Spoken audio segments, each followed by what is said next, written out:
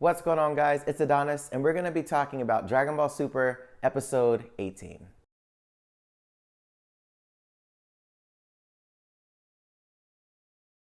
So Episode 18, even though it was a filler episode, it actually had some really cool things that actually pushed the plot forward into the next arc. Now, some of the main things, obviously, Goku and Vegeta training with Whis on Beerus' planet, which is really awesome. We'll get into that in a second. One of the biggest things I thought at the beginning of the episode when Goku arrived, Vegeta said, oh, he's returned. So he's thinking of, Whis. And the Oracle Fish had said, I guess you're starting to be able to sense God Ki, which is awesome. We kind of figured that already from, the fight with Beerus and Goku, that Vegeta was keeping up with the fight. Maybe he was, something's, slipped off onto him when they did the ritual for Goku, but we're not really sure if the training actually added to that. So I'm glad that he's getting to that level. And then later on in the episode, Whis points out that both of them are barely at the level of sensing God Ki, but they still have a long way to go as far as progressing their strength. So I really like that, they're getting to that level, but they're not there yet.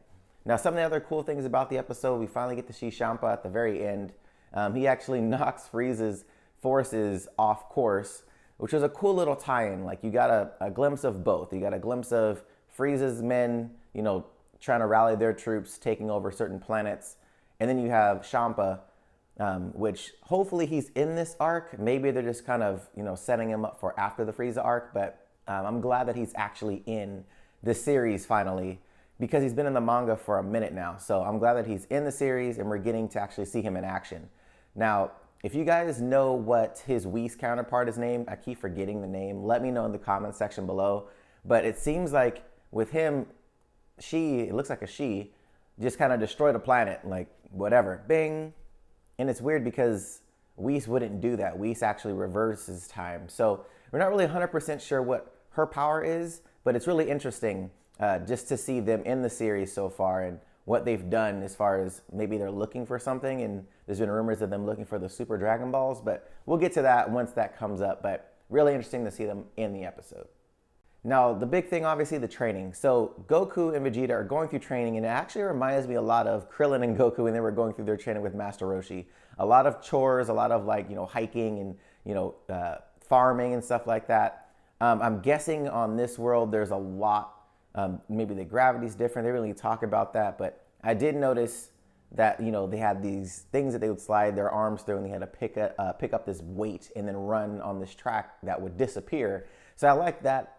I know Whis was saying if you fall, you go into this other dimension. I don't know if that was something he was saying or if that actually is fact, but that's pretty crazy.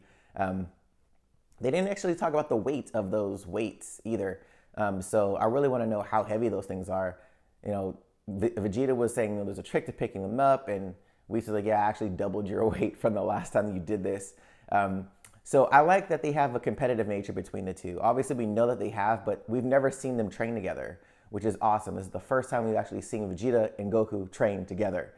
So I'm enjoying this section a lot. And there was a lot of comedy in it just because of their characters. You have Goku who is super overconfident and very childlike since he grew up in the wilderness. And then you have Vegeta, which is more civilized, but still very, prideful. So I really like this combination of them in their training. I really, really enjoy it. Now, some of the things that I noticed as well, during the part where they're trying to change the sheets for Beerus, Vegeta is, I guess what they're practicing on is obviously their patience, their timing, and you see some of the things of them trying to work together. I don't know if it was indirectly or directly, but Goku goes in and tries to do something and it fails, and he gets put in like this leg lock. And then Vegeta's like, oh, raise him up. So he's like trying to raise him up, but he's in pain at the same time. And Vegeta goes and switches it out. That was cool. One of the things that I did notice, though, is they were saying that, when Beerus is asleep, he doesn't hold back. He has no restraint. So he's just going, hitting you as hard as he can because he's not conscious. So when he hits Goku and Goku goes flying and Vegeta has to kick him out of the way from not setting a bomb off, that was dope. I didn't know how powerful Vegeta's actually gotten, obviously, because he caught Goku off guard after he was already caught off guard. But just destructive power, I think Vegeta is up there for sure. And even Goku said he actually might be stronger than him at this moment. So I like that a lot. I'm not a huge Vegeta fan, but I really want him to become, more of a forefront character. It seems like they're really focusing on Vegeta and Goku. So I'm glad that they're bringing him along with Goku. It's not just like Goku on another level always. I'm glad that Vegeta's there with him, which is awesome. And it balances out the characters a lot. So overall, I actually got to give this episode a 9. I really liked it a lot. There was obviously the training parts. There's a lot of comedy, but the comedy was based off the characters themselves. It wasn't forced. It wasn't them putting themselves in a weird, scenario. I just like the training aspect of things. I feel like, Dragon Ball GT had 0 training. I feel like it had no training at all, and there's just people just getting stronger and stronger and stronger. Z was the cool parts about Z was the training parts and them getting stronger. Hyperbolic time chamber versus Cell. Them trying to perfect something. So I really like that portion of the episode a lot. Not to mention, the little section of the Frieza's army, and then you had Champa as well. So there's things that are moving the plot forward, which I'm really excited about. And then it, talked about the next episode where Frieza's actually back. He's actually being resurrected in the next episode. So I really want to see how they play Frieza into this arc. Is it gonna be a big arc where he's actually doing, he's actually destroying stuff, and he's more, I really hope he's actually stronger in Super versus Resurrection F. I really, really hope. Just because it seems like they made Beerus more powerful in this series as well. I really hope Frieza is on another level to actually make it seem like there's something at stake. So what do you guys think? Did you guys like this episode? And what are your guys' predictions for episode 19 where Frieza comes back? Let me know in the comments down below. And if you guys like this episode, give me a thumbs up, show me some love. If you haven't subscribed to the channel, go ahead and do that now. There's an APP logo in the corner. And if you're on mobile, just hit that subscribe button on YouTube. All right, guys, till next time, see you later.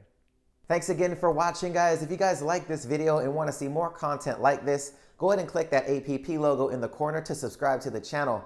Also, if you guys want to chat with me on social media, go ahead and like my Facebook page, Absolutely Tech, and follow me on Instagram and Twitter at Adonis_ATeamLV. All right, guys, till next time, see you later.